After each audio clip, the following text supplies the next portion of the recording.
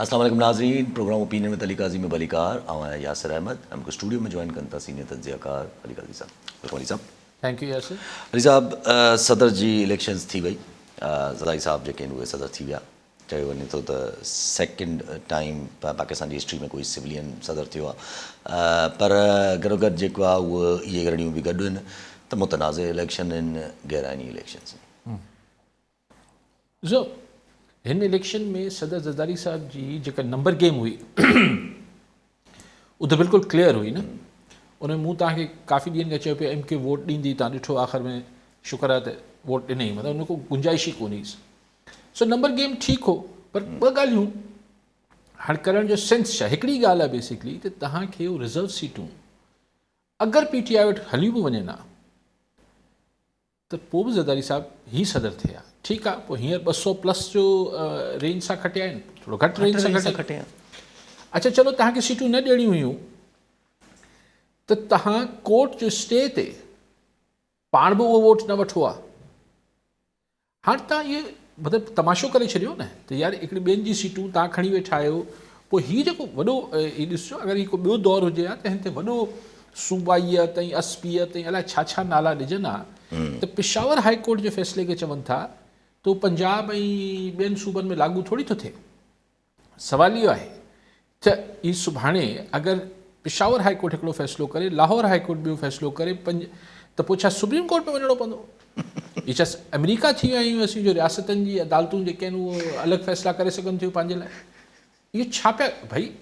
Peshawar high court में हिकिड़ी constitutional petition, constitutional फ़ैसिलो ॾिनो न, कॉन्स्टिट्यूशन जी इंटरप्रिटेशन ते स्टे ॾिनो, त उहो नथा खणाए सघो.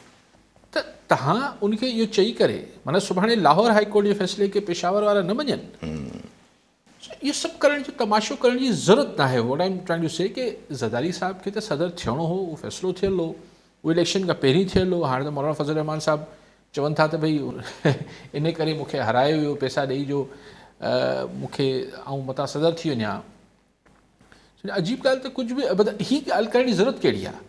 हीअ त ॾिसो न, सदर साहब ॿियो भेरो सिविलियन सदर थी विया, वाक़ई में पाकिस्तानी तारीख़ में ॿियो को न थियो आहे.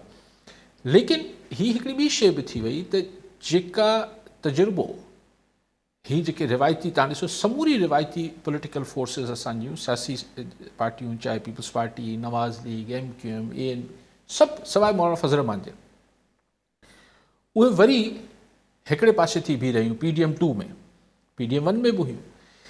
हिननि ई जमातनि खां नाला थी थोरो ज़ाइको मटाइण लाइ शायदि ख़ान खे आंदो वियो, पर उहो ख़ान जो हिननि जो तजुर्बो एतिरो हिननि जी गिची में अची वियो आणण वारनि जी, जो हुननि जेको आहे हाणे सोचियो आहे त वापसि सेम फॉर्म जेके पुराणा रुफ़क़ाकार हुआ जिन्हनि सां गॾु कॾहिं हिननि ते मुख़्तलिफ़ हिननि जे ख़िलाफ़ु, हिननि जे पार्टियुनि जे ख़िलाफ़ु, हिननि जे फ़र्दनि जे ख़िलाफ़ु, हिननि जी किरदार कुशी, हिननि ते करप्शन जा इल्ज़ाम, हिननि ते अलिफ़, हिननि ते बे. पर I think the pass that be जेके असांजा सघारी क़ुवतूं आहिनि उन्हनि सोचियो त न, हीअ हिकिड़ा पुराणा जेके आज़माइल आहिनि फोर्सिस, उन्हनि सां ई सियासी लाइफ जेका आहे, सियासी ज़िंदगी, हू बहितर पार्टनर्स ही क्रिएट थी सघनि था. हीअ जो ख़ान वारो तजुर्बो हो, माण्हू त हुन पासे थी बीह रहिया,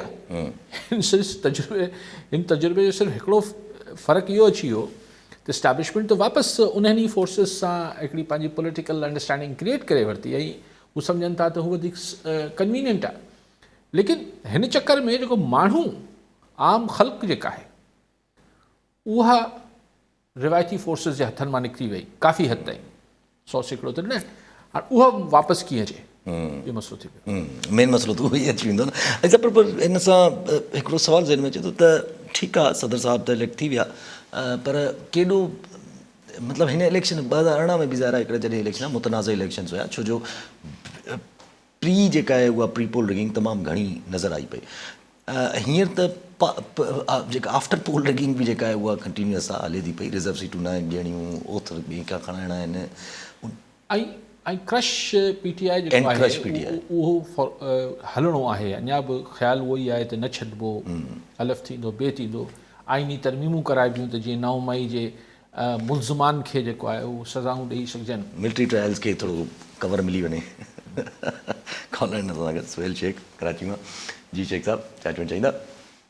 असद तव्हांखे सलाम कई साहब सलाम। मुंहिंजो सुवालु इहो ई आहे त केर सां सदर ज़रदारी साहब जन थी आहे ऐं हिकिड़े तरफ़ मुफ़ाहमती वज़ीर आज़म, ॿिए तरफ़ सदर पाकिस्तान मुफ़ाहमती ॿई थिया आहिनि, त छा जेको सियासी तनाव आहे, जेकी उहो शिकार आहे, मुंझारे शिकार आहे, जेको गरम जोशी आहे, उनखे सदर ज़रदारी साहब जन या वज़ीर आज़म शहबाज शरीफ़ जन कीअं मुफ़ाहमत करे थी करे उनखे घटाइण लाइ, थधो करण लाइ कहिड़ो माहौल जोड़े वेंदो?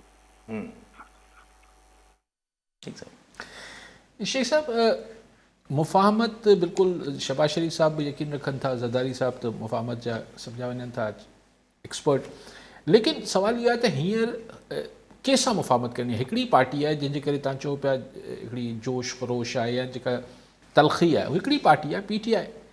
सो अडियाला जेल सां वारे सां मुफ़ाहमत अगरि थियणी आहे त हू सघारी क़ुवतनि ऐं अडियाला जेल जे खान जे विच में थियणियूं आहिनि। जी हिननि जे करे त न ही झेड़ो वधियो आहे न घटियो आहे, उते ई मामिलो आहे।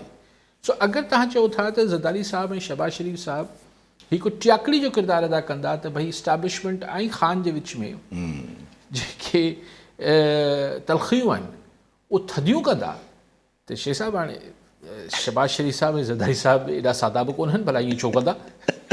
हुननि जो त फ़ाइदो आहे इवेंचुअली। छो ठा कराईंदा बि नहीं अहिड़ो बि को ठेको मुफ़ाहमत जो कोन खयो, एॾी का पाण मुफ़ाहमत लाइ तयारु थी ईंदा। यस, बाक़ी जेको PTI सां थिए पियो या थींदो, उहो फ़ैसिलो ज़ाहिर आहे त न शहबाज शरीफ़ जो आहे न ज़रदारी साहब जो आहे, न अॻु में हुननि जो फ़ैसिलो, न हाणे फ़ैसिलो आहे, न सुभाणे थींदो। इहो फ़ैसिलो जिन्हनि खे करिणो आहे उहे ई हाणे जॾहिं मुफ़ाहमत चाहींदा त थींदी, न चाहींदा त ही छो कोशिशि कंदा त टियाकड़ी कराए वारो कयो वाइरो कयो, इस्टेब्लिशमेंट ऐं खान जो ठा कराए छो कराईंदा? छाकाणि हुते ठा थी वियो त ही फारिग थी वेंदा। ज़ाहिर आहे। अच्छा, टियाकड़ी कीअं मुमकिन आहे? मोहसिन नक़वी साहब जा नाला हलनि था पिया त इहे भाई आहिनि जेके इंटीरियर मिनिस्टर इंटीरियर एडवाइज़र, जीअं शहज़ाद अकबर साहब। इहो कमाल थी वेंदो। हाणे हिकिड़ो बैंकर खे तव्हां यानी नवाज़ लीग सां पोइ जुठ कहिड़ी पिया कयो? कहिड़ी? अगरि शहबाज शरीफ़ खे तव्हां प्राइम मिनिस्टर ठाहियो पिया, पर फाइनेंस मिनिस्टर नवाज़ लीग जो न आहे, हीउ हबीब बैंक जो हिकिड़ो आहे औरंगज़ेब साहब, ज़ाहिर आहे हीउ जिथां नालो आयो हूंदो सभिनी खे सम्झ अचे थो, ऑब्वियसली उतां ई आयो हूंदो जिथां शहबाज शरीफ़ इनकार न करे सघंदो, उन्हनि ई वेट कयो हूंदो, उन्हनि ई असेस कयो हूंदो, उन्हनि ई नालो ॾिनो। ठीकु, त तव्हांजी इम्पॉर्टेंट तरीन वज़ारत ख़ज़ाना उहा नवाज़ लीग वटि न हूंदी। अगरि ही ख़बरूं सही आहिनि त हीउ भाईजान जेको पंजाब वारो मोहसिन नक़वी, जंहिं chief minister care taker chief minister तौरु जेका शानदार कारकर्दगी पंहिंजी ॾेखारी इलेक्शन्स में, इलेक्शन खां पहिरीं, इलेक्शन खां बाद में, त उनजी जेको तमामु ख़ातिर ख़्वाह जेके नुमाया ख़िदमात जे एवज़ अगरि हुननि खे इंटीरियर मिनिस्टर घरू वज़ीर बि ठाहियो वेंदो, अॻे हुननि जो तालुक़ु नवाज़ लीग सां न आहे। सो अगरि वज़ारत ख़ज़ाना बि हुननि वटि कोन्हे, वज़ारत दाख़िला बि हुननि वटि नवाज़ लीग वटि कोन्हे, ऐं फ़ौरन त हूंदी न। ऐं अगरि फॉरेन मिनिस्टर पॾेही वज़ीर बि अगरि नवाज़ लीग मां बि को आयो त अहिड़ो ई ईंदो जेको नवाज़ लीग जो एतिरो हूंदो कोन जेतिरो ॿियनि जो हूंदो। यस। सो अगरि हीअ टे खाता नवाज़ लीग वटि न आहिनि, शहबाज शरीफ़ वटि, यानी न आहिनि सां मुराद आहे त हुननि नवाज़ लीग वटि न आहिनि, को माण्हू उन्हनि खे डेपुटेशन त अचनि था त बाबा हिननि खे ॾेई छॾियो, पोइ अहिड़ी छा हुकूमत हलाईंदा? पोइ हलाइण वारा हुकूमत ई हलाईंदा न। पोइ हीअ बड़ी ख़ुशि वेठा हूंदा, हिकिड़ो को वज़ीर आज़म हाउस में हूंदा, को ॿियनि हंधनि ते हूंदा। अॼु चए पियो शहबाज शरीफ़ साहब त असीं वरी ज़रदारी साहब खे चवंदासीं त PPR शामिलु थी वञनि। PPR खे कम्यूनिकेशन ऐं हीअ ॿियूं मिनिस्ट्रियूं ॾेई वठनि। हीअ टे मिनिस्ट्रियूं त जेके आहिनि, अगरि हीअ वज़ारत ख़ारजा जेको आहे, फॉरेन मिनिस्ट्री बि अगरि को ओचितो नालो मथां अची वियो त क्या बात आहे। पर ही ॿ त अगरि दाख़िला ऐं ख़ज़ाना बि हली वई नवाज़ लीग खां। जी हा, तमामु कमाल हुकूमत प्राइम मिनिस्टर जी एॾो कहिड़ो शौक़ु आहे जो हर शइ बर्दाश्त पिया कनि।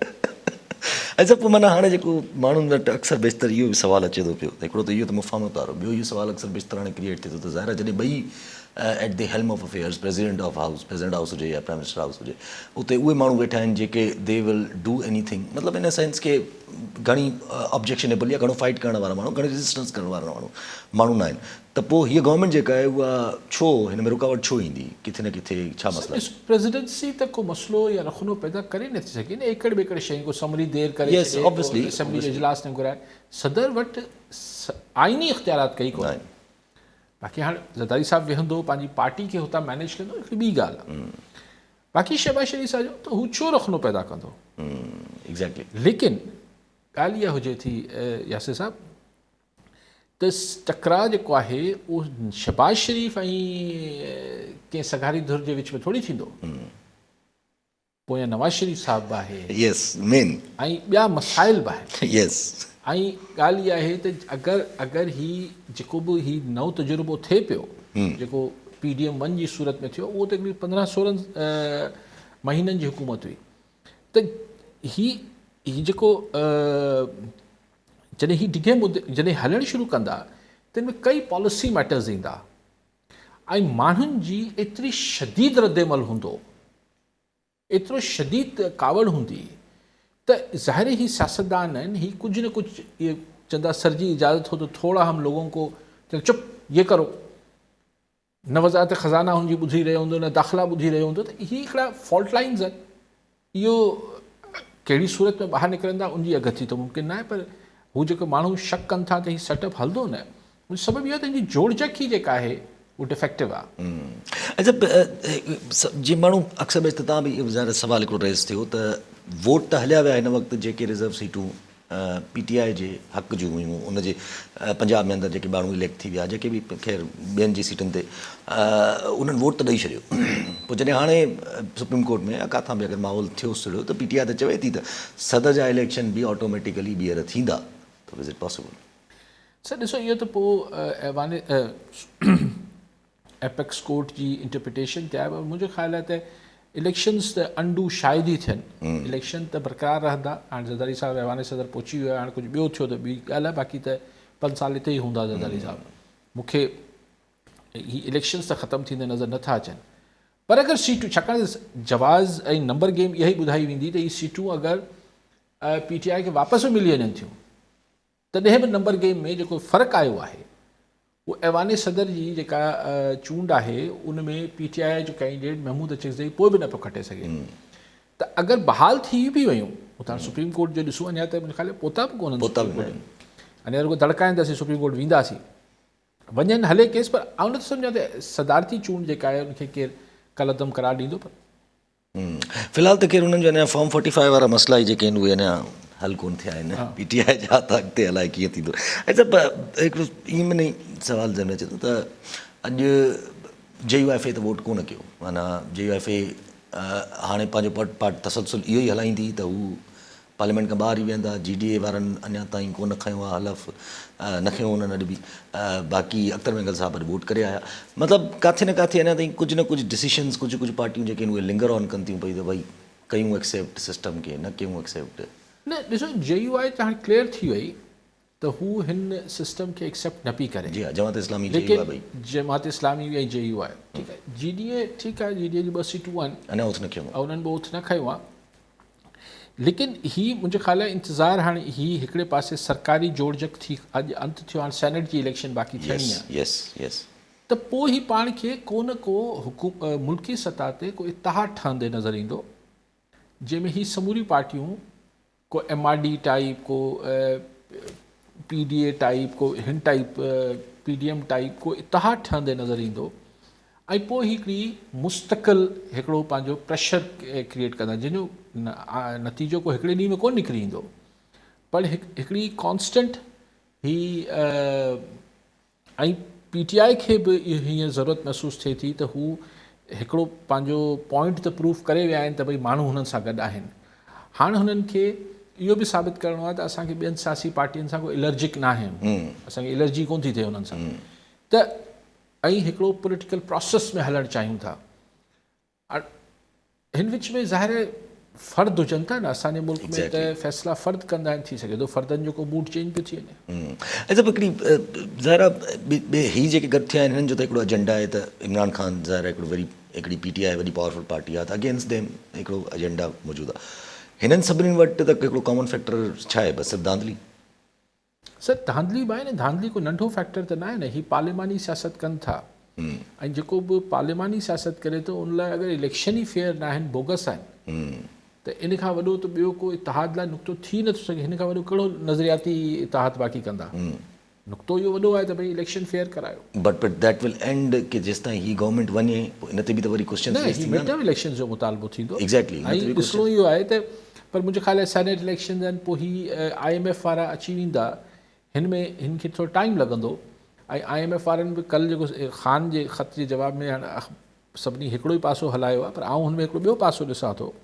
उन्हनि इहो चयो आहे त बाबा सियासत असां हिन में सियासत में न पवंदासीं, पर जॾहिं IMF इहो जुमिलो चए पई त असीं असां ॾिसणु चाहींदासीं त जेके इलेक्शन में इरेगुलरिटी जा इल्ज़ाम आहिनि हुनजी हिकिड़ी जांच थिए, त बाक़ी हाणे IMF खां तव्हां कहिड़ो को सियासी मुतालबो तवका कयो पिया छा? त इन वे त हिन खां वधीक सियासी ॿियो, यानी IMF इहो चवणु त भई इलेक्शन में अगरि धांधली थी आहे त उनजी असांजी ख़्वाहिश आहे, असीं ॾिसणु चाहींदासीं त हू फेयर इन्वेस्टिगेशन थिए। त इहे वाइट हाउस ऐं स्टेट डिपार्टमेंट अमेरिका जा बि इहो ई चवनि पिया, उहे थोरी चवनि पिया धांधली थी आहे, उहे चवनि पिया जांच करायो। त IMF जो बि उन्ही लफ़्ज़नि में साॻी मुतालबो आहे, त हीअ कीअं चवनि पिया त IMF ने ख़ान को जवाबु दे दिया? एग्जैक्टली हले त इहे मूंखे सम्झ न आई ॻाल्हि। एतिरो ई IMF करे सघे पई न, बाक़ी चए थी हा असीं ॻाल्हियूं कंदासीं, असीं नया अगरि दरख़्वास्त ईंदी पाकिस्तान जी त असीं मिशन ईंदो पाकिस्तान। 8 बिलियन त मुंहिंजे ख़्याल आहे त ही माशी मामलात जेके आहिनि IMF वारा, सॉरी माशी त डिघा मामला आहिनि, त हिन ई अॻिते पोइ ते पाण खे मुल्क में को मुल्की सतह जो ई समूरी नंढियूं वॾियूं पार्टियूं के इतिहाद में मुंहिंजे ख़्याल आहे त हिकिड़ी PDM सरकार में आहे त हिकिड़ी PDM ॿाहिरि बीठंदी। इनखे इन अगरि सूरत-हाल खे ॾिसिजे त पोइ त it was a safe option Peoples Party लाइ हिकिड़ो त विनिंग सिचुएशन आहे, त ज़ाहिर अगरि गवर्नमेंट हली बि वई, इलेक्शन्स थी विया त सदर विल रिमेन। सदर ॾिसो, सदर जी हिकिड़ी अलामती हैसियत आहे। सदर छा कंदा आहिनि? सदर ठीकु आहे, माने सदर में हूंदा आहिनि, एक्सेस हूंदो आहे, उहो मुख़्तलिफ़ रियासती ज़िम्मेवारनि सां ॻाल्हाइण, बाक़ी सदर छा थो करे सघे? ज़ाहिर पावर त मौजूदु न आहे, पर हाणे कुझु न कुझु मिड़ई थोरो घणो जेतिरो थी सघे थो त थी सघे थो। ऐं सभु अॻिते रहो। अॼु कल्ह बल्कि चीफ मिनिस्टर मुराद अली शाह साहब हिकिड़ी इंट्रस्टिंग ॻाल्हि करी आहे। हू चवनि था त जेके बि केयरटेकर गवर्नमेंट जेके फ़ैसिला करे वई आहे उन्हनि खे असां नज़रसानी कंदासीं। सर ॿिया त जेके फ़ैसिला केयरटेकर सिंध निगरां मक़बूल बाकर वारी करे वई आहे हुकूमतूं, त उन ते कंदा जेके बि नज़रसानी, पर हुन ते बि नज़रसानी कंदा छा जेको असां वटि केतिरी हज़ारे एकड़ ज़मीन जेका लीज़ ते ॾी वई आहे, 52,000 एकड़ ज़मीन, छा उन ते सिंध हुकूमत नज़रसानी कंदी छा? मूंखे त मुश्किल थो लॻे, आउं त नथो सम्झां त फाइल हथ में ईंदी। लेकिन बहरहाल ॾिसूं, मुंहिंजे लाइ त हैरत जोगी ॻाल्हि हूंदी त अगरि इहा 52,000 एकड़ ज़मीन जी जेका अप्रूवल आहे उहो पीपल्स पार्टी गवर्नमेंट हुनखे कैंसिल कंदी, मुंहिंजे लाइ हैरत थींदी। नामुमकिन दुनिया में का शइ न आहे, पर आउं हैरान ज़रूरु थींदुसि, शदीद हैरान थींदुसि। ऐं अगरि हीअ नज़रसानी वारी कमनि वारी लिस्ट में इहा 52,000 एकड़ ज़मीन हूंदी ई न त मूंखे का हैरानगी न। माना अच्छा कल्ह ताईं त नून लीग जे अंदरां ताईं आवाज़ूं इहे ई हुयूं। माना अगरि जे हिकिड़ो जनरली हिकिड़ो सुवाल अचे, कल्ह ताईं नून लीग जे अंदरां सेनेटर मुशाहिदुल्लाह साहब इहे ई ॻाल्हियूं अचनि पियूं त भई रिज़र्व सीटूं ॾियो हुननि खे, ख़तमु कयो। त माना किथे न किथे नून लीग जे अंदरि बि त इहा सोच मौजूदु आहे न त भई हे सिस्टम ग़लति थो थिए। नवाज़ लीग में बि जेके पॉलिटिकल माण्हू आहिनि, मुशाहिदुल्लाह आहे या मुशाहिद हुसैन सैयद आहे, या मुशाहिदुल्लाह त वीचारो गुज़ारियो, मुशाहिद हुसैन सैयद जी तव्हां ॻाल्हि ईअं न कयो आहे, मूंखे मुंझाए छॾियो, उहो त वीचारो गुज़ारियो। सैयद मुशाहिद हुसैन त तमामु हिकिड़ो सियासी बसीरत रखंदड़ माण्हू आहे। सो हिन टाइप जा माण्हू या ख्वाजा साद रफ़ीक टाइप माण्हू उहो त चवनि पिया न पॉलिटिकली हैंडल कयो, पर उन्हनि खे इहो चयो पियो वञे त बाबा चुप करे वञो, PTI ॼाणे, PTI सां तव्हांजो कुझु न वञे, असीं ॼाणियूं सघारी क़ुवतूं ऐं PTI ॼाणे। PTI जो मामिलो, PTI जी ख़्वाहिश हूंदी त हू हिननि जे रेडार मां निकिरी सिविलियन पाण में खेॾे वठनि, पर ही बार बार पाण खे ॿुधण में मिले थो त 9 मई जे मुल्ज़िमान खे असीं कोन छॾींदासीं, त 9 मई जे मुल्ज़िमान में जेको सरकर्दा हुननि जो अॻवान आहे हुन केस में उहो त ख़ान आहे। यस, हाणे ख़ान खे छॾे बग़ैर ऐं 9 मई में नथो चवां, ऐं उहे जनरल ॻाल्हि कयां थो त तव्हां चओ था त असीं मुल्क में को ठापुर आणींदासीं, सियासी हमानगी, मुफ़ाहमत, अलिफ बे पे, उहो तव्हां ख़ान खे अडियाला में रखी करे ई हुननि जा सेनेटर्स गिरफ़्तार करे करे ई ऐं चवंदो त हाणे मुफ़ाहमत थिए, त इहा न थींदी न। त उहो केरु रिआयत ॾेई सघे थो? उहो नवाज़ लीग त नथी ॾेई सघे। ऐं घटि में घटि ख़ान खे अगरि तव्हां कंप्लीटली एक्सक्लूड करे सिस्टम खे हलाईंदो त इहे ॻाल्हियूं सभु। अच्छा, कॉलर वठी वठूं पहुचंदा। आरिफ जान मीरबर मटियारी मां। जी मीरबर साहब, छा चवणु चाहींदा? दादा, असांजो इहो आहे त अॼु ही जेको आसिफ ज़रदारी ऐं भायां थो त रिकॉर्ड में क़ाइमु थियो त हेतिरा वोट पहिरीं सदारत में माना हिन लिजा खया आहिनि। छा इहो आसिफ ज़रदारीअ जे वेहण खां पोइ लॻे थो तव्हांखे त हीअ मुल्की सूरत हाल जेका माना ॿियूं जेका अपोज़िशन पार्टियूं आहिनि उहे हुनखे नवाज़ शरीफ़ जे नून लीग वारनि खे तंग करण में अञा रुधल हूंदियूं या हाणे खां सदारत खां पोइ माहौल घटिबो? ठीकु आहे साईं। न में बि साईं, हिते ॻाल्हाए आयसि त अहिड़ो कुझु कोन थींदो, छाकाणि त मुखालिफ़ पार्टी हिकिड़ी मेजर पार्टी जेका तंग करे सघे थी उहो PTI आहे, ॿी जेका मेजर पार्टी प्रॉब्लम क्रिएट करे सघे थी उहो JUI आहे, मौलाना फज़ल रहमान KP हे हो, हिते GDVD आहे, लेकिन बलोच कॉम्परस्त आहिनि। लेकिन बेसिकली ॿ पार्टियूं, उन में PTI खे जो मामिलो ज़रदारी साहिबु कीअं हल करे सघे थो? मौलाना फज़ल रहमान जी त नाराज़गी ज़रदारी साहिब सां आहे, त ज़रदारी साहिबु उहो मसइलो हल कीअं कंदो? ऐं को फ़र्क़ु पवंदो इन सूरत हाल ते ज़ाहिर को बि फ़र्क़ु ॾाढो मुश्किल आहे इन सूरत हाल ते को बि का चेंजिंग अचणु। ऐं सभु हिकिड़ी ज़ाहिर हिकिड़ो ॿी बि त सवाल, इहा ॻाल्हि जेका पंहिंजे हले पई त ख़ान खे एक्सक्लूड करे, त इहा ब्रिटिश हाई कमीशन इलेक्शन खां पहिरियां हिकिड़ो बयानु ॾिनो त इंक्लूसिव करे जेको आहे उहो हुकूमत हलाइणु खपे। बाद में सभिनी जो घणनि माण्हुनि जो इहो बि ख़्यालु रहियो बाद में बि त भई अगरि तव्हां KP या ख़ान खे बिल्कुलु एक्सक्लूड करे सरकार ठाहींदो तॾहिं बि थोरो इशू थींदो। हाणे बि पोइ सूरत हाल त उहा ई थी वञे न, कहिड़ी हिन में जी। मूंखे त तव्हां अगरि कढी ॾिसो प्रोग्राम पाण वारा, मूं तव्हांखे चयो पियो PDM 2 ईंदी, उहो एग्ज़ैक्टली PDM 2 थी। ज़रदारी साहिबु एडिड फिनोमिना आहे, एडिड ज़रदारी साहिबु सदर बि थिए, बाक़ी PDM 2 आहे, छा आहे हिन में? ऐं इस्टेब्लिशमेंट ऐं ही गॾिजी सॼी हुकूमत हलाईंदा। सो मूंखे त अहिड़ी का ख़ुशफ़हमी न हुई, हू त ख़्वाहिशूं त हाणे ब्रिटिश हाई कमिश्नर जी छा हुयूं ऐं कंहिंजूं हिकिड़ी अलॻि ॻाल्हि आहे। कॉलर न था ज़फ़र नकवी हैदराबाद में। जी नकवी साहब, क्या कहना चाहेंगे? सलाम बेटा यासिर, मोहतरम अली काजी भाई सलाम हो, आप पर भी सलामती हो। सर, समझ में नहीं आता कि किसकी जीत है और किसकी हार है।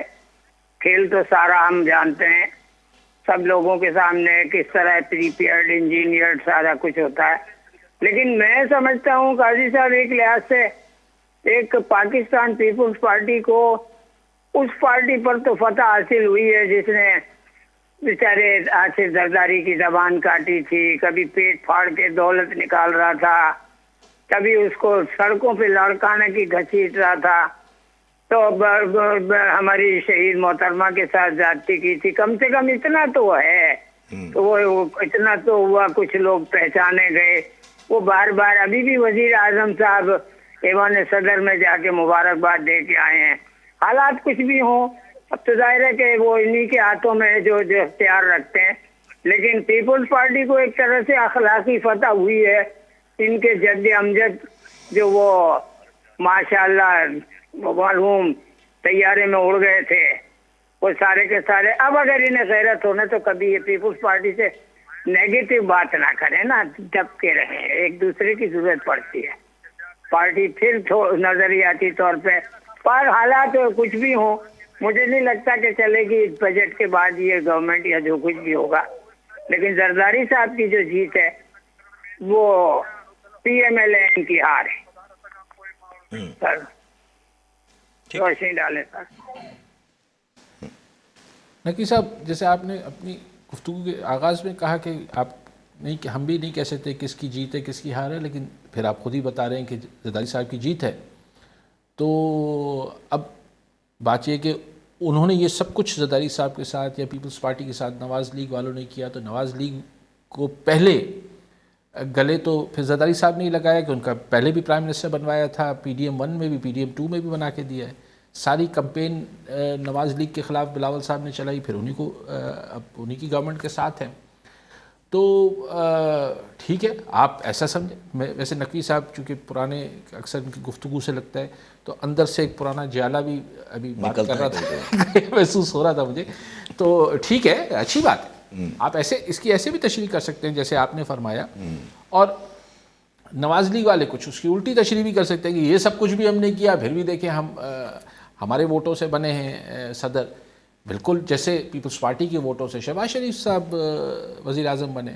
तो दोनों एक दूसरे के लिए इस वक्त कोई ये बहुत बड़ी अर्थमेटिक या साइंस नहीं है नकवी साहब, दोनों ही एक दूसरे के मोहताज हैं इस वक्त, क्योंकि सामने अगर ये लड़ पड़े तो सामने अडयाला है, अडयाला वाला है।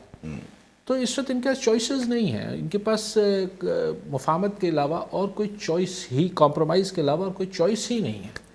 मुश्किल हो जाएगी, अकेले अकेले अगर खान के सामने आएंगे तो प्रॉब्लम होगी। कॉलर संगत रशीद अहमद बुरडो खैरपुर मां। जी बुरडो साहब, छा चवणु चाहींदा? अस्सलाम वालेकुम साईं। वालेकुम सलाम।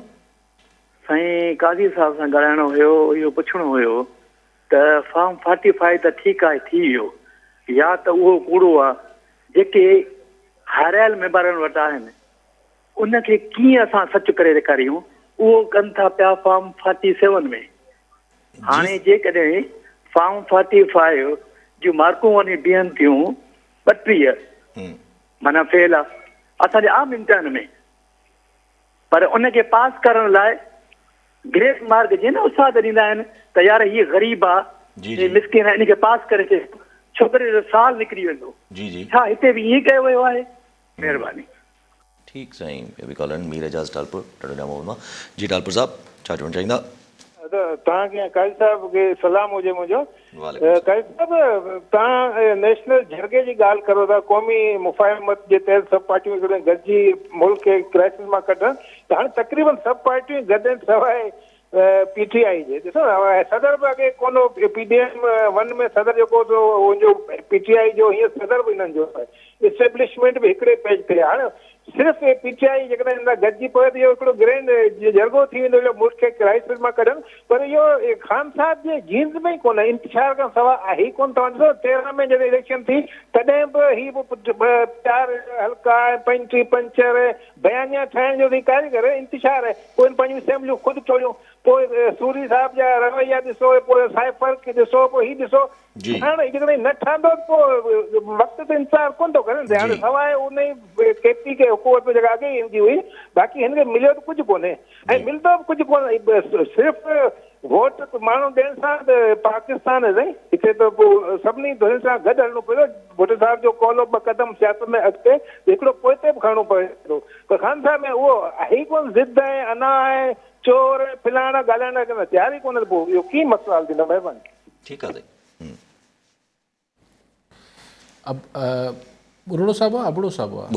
बुरड़ो साहब जेके हिकिड़ी ॿ मार्कूं ॾेई हिकिड़े कैंडिडेट खे पास कबो आहे ग्रेस मार्कूं ॾेई करे, उहो छाकाणि त हिकिड़े हुन मास्टर जी अगरि को ॿी लालच न हुजे त हू के ॿिए सां हमदर्दी करे रहियो हूंदो आहे, त हुनजी छोकिरे जी मुस्तक़बिल तबाह न थियनि छोकिरी जो, तंहिंजे करे हुनखे मार्कूं ॾिबियूं आहिनि। हिते पंहिंजे लाइ मार्कूं ॾिनियूं वयूं आहिनि। फेल खे पास कबो आहे न, हरूभरू माना ग्रेस मार्क ॾेई फर्स्ट पोजीशन थोरी ॾिबी आहे। हा, ॻाल्हि सही था चओ, त भला ग्रेस मार्कूं ॾेई रुगो पास कबो आहे।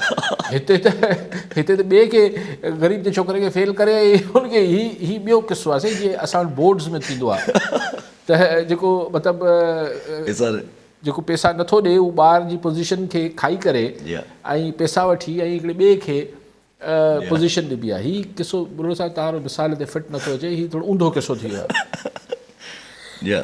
अच्छा टालपुर साहब, मूंखे तव्हांजी ॻाल्हि बिल्कुलु सम्झ में अचे पई, तव्हां छा पिया चवणु चाहियो, ऐं तव्हां चयो सिर्फ़ु हिकिड़ी पार्टी ते ॿाहिरि आहे। से अवल त हींअर हिकिड़ी पार्टी ॿाहिरि न, हींअर तव्हां JUF खे किथे ॿुधंदो, हींअर तव्हां GDA खे किथे कंदो, चाहे हुनखे सीटूं मिलियूं न मिलियूं, छाकाणि सीटूं छा चवनि था त असांजी धांधली थी आहे तंहिंजे करे न मिलियूं आहिनि। बलूचिस्तान जे कॉम्प्रस्तनि खे किथे कंदो, जमात इस्लामी खे किथे। हाणे तव्हां चओ त हिननि जी का हैसियत न आहे, हाणे पोइ त मूं सां पोइ बहस ई नथा करे सघूं, हाणे बहरहाल पॉलिटिकल स्टैंडिंग त आहे।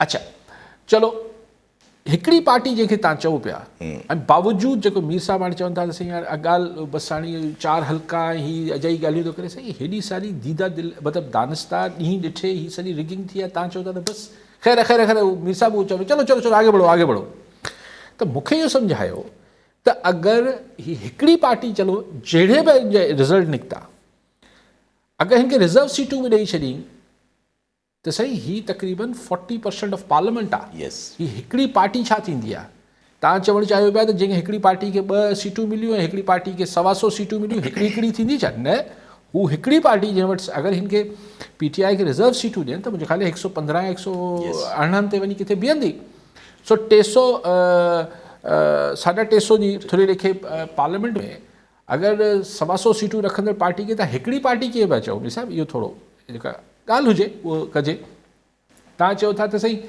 भुट्टो साहिब जी ॻाल्हि मूंखे ख़ुदा ख़बर कूड़ मूंखे ग़ुलाम उस्ताद खैर हयात आहे एग्रीमेंट थी मूंखे ग़ुलाम उस्ताद जो तो ई अलाह मग़फ़रत करे गुज़ारे वियो हुननि मूंखे ॿुधायो त चयो वियो त तव्हां मुल्क छॾे वञो यस ज़ुल्फ़िकार अली भुट्टो खे ऐं उन महिल बि ख़्वाहिश हुई -1 ज़ुल्फ़िकार अली भुट्टो खे चयो वियो छॾे वञ न वियो पोइ ग़लति कई ॻाल्हि इहा आहे त तव्हां पॉलिटिकल स्टैंड वठण वारनि खे चओ त हू तव्हां यार पाछा माण्हू थियणो त कुझु कोन्हे साईं मिलणो कुझु कोन्हे एग्ज़ैक्टली आउं ख़ान खे भुट्टो खे हिन ZAB खे भेटिया कोन थो हर माण्हू जा हर हालात ऐं वक़्तु मुख़्तलिफ़ हुजनि था भुट्टो साहिब हिकिड़ी क़दावर शख़्सियत हिकिड़ी डिफरेंट फिनोमिना पर व्हाट आई एम सेइंग यानी तव्हां त मीर साहिब इन ॻाल्हि खे हिमतायो था त जेको ग़लति बि हुजे कंहिंसां ज़्यादती बि थी रही हुजे पर बाबा ज़मानो आहे छा कयूं मजबूरी आहे हलो हलो हलो हलो ठीकु आहे हाणे पोइ उहो केरु करे थो तव्हां चओ त यार हीअ त झुकिजी वियो यार हीअ त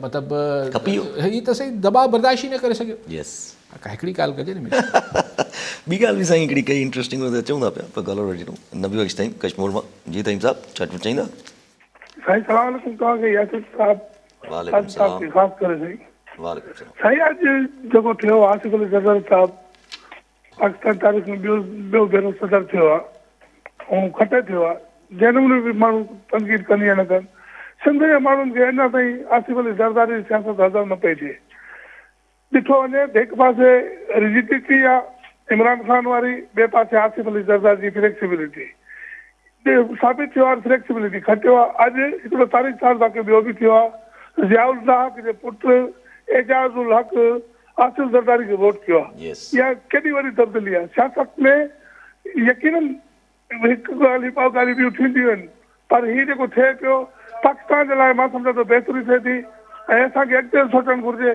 बाक़ी इहे जेके क़ौम परस्त आहिनि सिंध खपाए ज़रदारी साहिबु सिंध खपाए सिंध त ई खपाई वेठा आहिनि साईं महिरबानी ठीकु आहे साईं ॿियो बि कॉलर आमिर अली कराची मां जी आमिर साहिबु छा चवणु चाहींदा Thank you, Yasir. I just want to have a comment of Ali Saab about the electoral process जेको सिंध में आहे ख़ास तौर ते especially in Sindh उहो त what we can say that असां सभिनी जो ट्रस्ट जेको आहे सो completely shaken ऐं हाणे people are heavily suffering for whatever is the economic conditions जेके असां ॾिसूं था हाणे जल्दी रमज़ान मुबारक बि अचे पियो त प्राइस हाइक जे हवाले सां ऐं हूअ बि जेका असांजी माशी हालतूं आहिनि त उन लाइ जेका मौजूदा गवर्नमेंट आहे उन मां का उमेद रखी सघिजे थी या फर्दर पीपल आर गोना सफर ऐं अनफॉर्चुनेटली हिकु ॿियो एस्पेक्ट आहे त असां वटि जेका बार बार सेम पार्टीअ खे वाड़ो वोट ॾियनि था या ॾियारियो वञे थो उन में बि साॻिया चेहरा आहिनि if you take it from 2002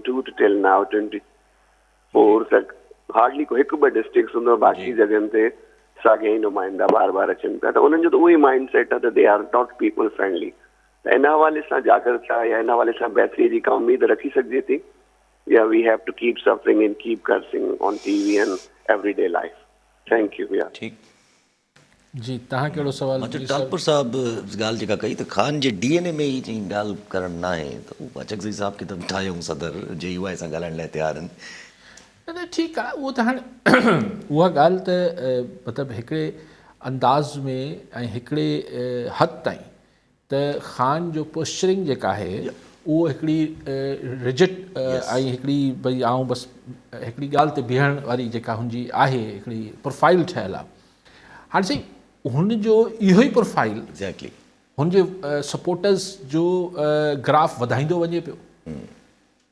हू पंहिंजो हाणे हुनखे तव्हां चऊं मिसाल थईम साहिबु चयो त सही हू रिजिडिटी जो मास्टर आहे, हू फ्लेक्सिबिलिटी जो मास्टर आहे, बिल्कुलु ठीकु आहे। ज़रदारी साहिब खे सियासत में हिन सां फ़ाइदो थिए पियो, ज़रदारी साहिबु ईअं कनि पिया, हुनखे सियासत में हुन सां फ़ाइदो थिए पियो। हाणे चवणो कुझु हासिलु न पियो थिए। ऐं कल्ह टियों ॾींहुं बि तव्हांखे गुज़ारिश कई यार 2018 में हू ॿियनि जे कुल्हनि ते चढ़ी आयो, हींअर ॿियनि जा कुल्हा त छॾियो बि हुन पूरो ज़ोर हयो त हीउ न अचे संदूकनि में बंदि कयो त न निकिरे। हा, मुख़्तलिफ़ खंदकनि में बंदि कयूं, बुलडोज़र मथां हलायूं, को बि अचे त यार हुन त कमायो न पंहिंजी। हाणे तव्हां हुनजी रिजिड हिकिड़ी सख़्तगीर रवैये सां तव्हां मीर साहिब खे न वणे, अलिफ़ खे न वणे, थईम साहिब खे न वणे, बिल्कुलु हक़ आहे। लेकिन हुनजो जेको वोट बैंक आहे, ग्राफ आहे, पॉपुलैरिटी आहे, उहो त वधी आहे। हिन में त शायदि थईम साहिबु या मीर साहिबु या को बि नाक़िद बि शायदि इनकार करे सघे। बाक़ी जेको थईम साहिबु चवनि पिया बिल्कुलु सही आहे। गेन politics is art of possibility. Zardari sahib जो ॻाल्हि इहो त आऊं त ज़माने खां चाहियां थो त टाइमिंग ज़रदारी साहिब जी कमाल हुजे थी, मनूवरिंग बि कमाल करे थो। सो ही इज़ बिल्कुलु पीपल्स पार्टी खे एतिरी सीटूं सिंध में सिर्फ़ु 1988 में मिलियूं, पोइ 2024 त हिन जो क्रेडिट छा? ऐं कश्मीर कंदकोट मां जेको थईम साहिब वटां MNA MP खटियो आहे उनखे ॾियां छा? इहो क्रेडिट ज़रदारी साहिब खे वञे थो। ज़रदारी साहिबु 15 सालनि खां सिंध गवर्नमेंट मेंटेन कनि था, अञा 5 साल ॿियो वठी विया आहिनि। बलूचिस्तान हुकूमत भले साम्हूं सरफराज़ भुगती वेठो हुजे, पहिरियों प्रेसिडेंसी वरिती अथनि, चेयरमैन सेनेट लाइ कोशिशि। सो ऑफकोर्स अगरि मैक्सिमम पावर्स ऐं हिन जो क्रेडिट अगरि तव्हां हुन ज़ाविये सां शयुनि खे ॾिसो, यस की पावर गेम आहे, मैक्सिमम पावर वठिणो आहे। हाणे छा मुल्क खे फ़ाइदो थींदो, अलिफ़ खे थींदो, ॿिए खे थींदो, उहो हिकिड़ी जुदा बहस आहे थईम सां। पर पीपल्स पार्टी एतिरो अचीव त एतिरो हासिल त मोहतरमा शहीद बि न करे सघी। इहो त क्रेडिट त ॾियो, केरु ज़रदारी साहिब जो नक़ाद बि हूंदो त क्रेडिट त ज़रदारी साहिब खे हुनखे ॾियणो पवंदो। सो इहा बहस न आहे। बाक़ी पोइ आमिर साहिबु चयो त छा साॻिया चेहरा खटे अचनि था। सही ज़रदारी साहिबु आमिर साहिबु जॾहिं तव्हां पाण चयो त सॼो जेको इलेक्ट्रोल प्रोसेस आहे उहो एतिरो ड्यूबियस ऐं फिशी ऐं एतिरो मशकूक थी वियो आहे जो तव्हांखे ऐं मूंखे कहिड़ी ख़बर त केरु खटियो ऐं कंहिंखे खटरायो वियो। सो आई थिंक की हाणे त इहो ॾिसणु घुरिजे।